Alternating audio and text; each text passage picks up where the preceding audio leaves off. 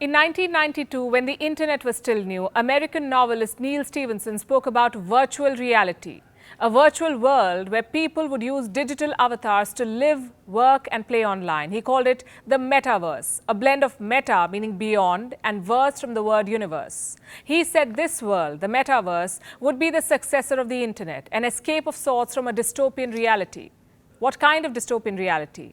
This is the picture he painted. The global economy has collapsed, federal governments have lost their power, and a handful of giant corporations control the world. That was his projection 3 decades ago. Today, big tech is working on building the same future, minus the dystopia, hopefully.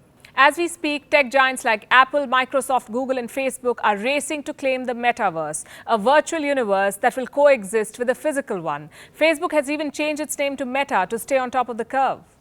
To a lot of their users, metaverse may sound like an idyllic place to spend time, especially now when the pandemic has locked us down. For 2 years now, human contact has been the casualty. Enter metaverse, with a promise to revolutionize our lives, to become an extension of the physical world. But do we really need it? Do we really need an imaginary world controlled by tech giants? Will it really make our lives better on the internet? Or will it manipulate our perception of reality? Hello and welcome to Gravitas Plus. I'm Palki Sharma Upadhyay. 2022 is poised to be the year of the metaverse, a technology-based augmented reality space that could change how we live and interact forever. Think of it as an internet that you're not just looking at, but also living in. Your digital avatar will inhabit the metaverse. Instead of watching or reading about a topic, you'll be experiencing it, doing those actions yourself digitally, along with other people who want to be part of your experience. Let me simplify it further. Imagine you're under lockdown, stuck far away from your family. How do you stay in touch with them? Through video calls. That's the closest you can be today. And it's not close enough, we all know that. As your family sits together, plays your favorite card game or digs into a meal, you feel left out. Well, Metaverse promises to change that. Here you can meet your family in a virtual space. You can play that game in your digital avatar. Actual movements and conversations can take place. This is what the metaverse offers, experience, not just sight and sound. And the concept is not really new. Video games have had it for a while now. Ask your cousin or niece, she may already be a digital land baroness or the owner of a giant doll corporation. Some of the biggest gaming companies in the world, like Roblox, Fortnite, and Grand Theft Auto, have already built their own virtual worlds with their own virtual economies, their own virtual currencies, storylines, characters.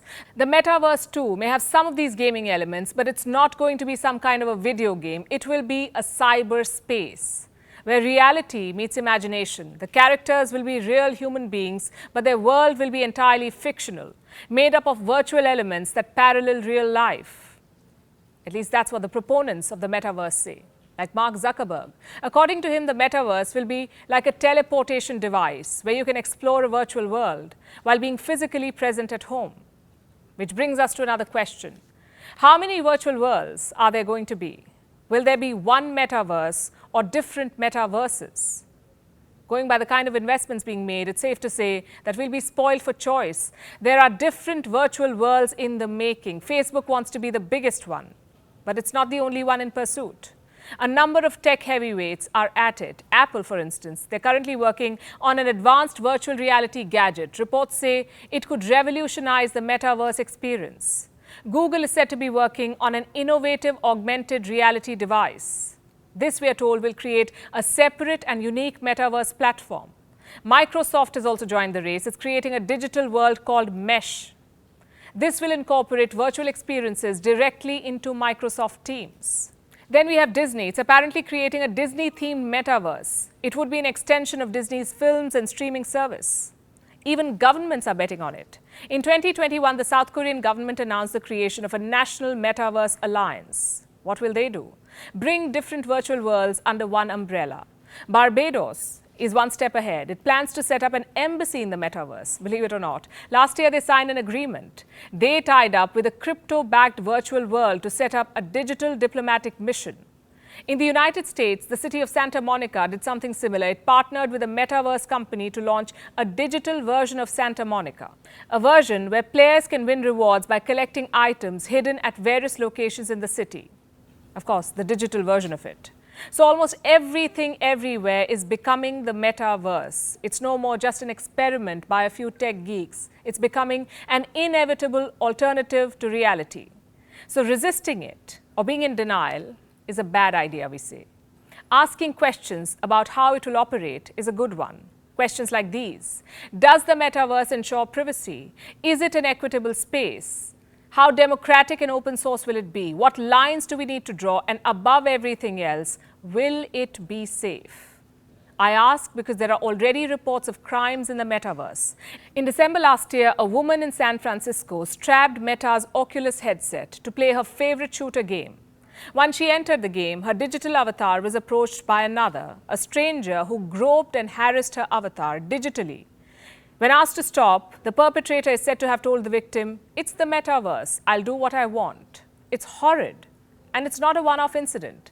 According to the Center for Countering Digital Hate, a violent incident occurs every 7 minutes on a popular virtual reality world VR chat.